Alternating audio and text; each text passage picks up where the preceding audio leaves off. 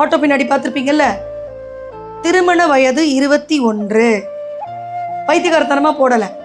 நீங்கள் அந்த 21 வயது வரைக்கும் நல்ல கல்வி, நல்ல ஆரோக்கியம், நல்ல உடற்பயிற்சி, வாழ்க்கையில் மேம்படுத்துதல், இப்படி நீங்கள் போயிட்டு இருந்தீங்கன்னா ஆட்டோமேட்டிக்காக உள்ள இருக்க உறுப்புகள், bones, deposit of bones, everything mineralisation till 21 it is occurring. 21 வயசுக்கு மேலே, 21 வயசுக்குள்ளே நீங்கள் எதையுமே சாப்பிடல, சொங்கி சோனாங்கி இறந்தீங்க. 22 வயசுல ஞானம் வந்து நான் வந்துட்டு ப்ரோட்டீன் பவுடர் எடுக்கிறேன்னா அப்போல்லாம் ஒன்றும் வராது.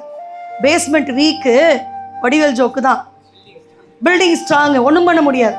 அவையான பில்டிங் ஸ்ட்ராங்கிறான், அதுவும் ஸ்ட்ராங் இல்லை, விழுந்துடும்.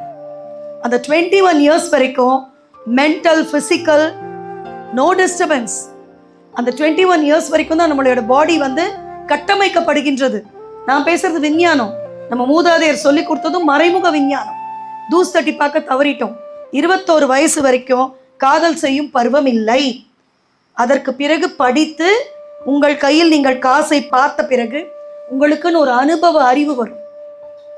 அந்த அனுபவ அறிவு கொண்டு எந்த ஒரு ஆணை பெண்ணை நோக்குகின்றீர்களோ திருப்பியும் ரிசர்ச் பண்ணி ஓகேனா ஆதலால் காதல் செய்வீர் உலகத்தீரே, பாரதியாருக்கு போயிடலாம்.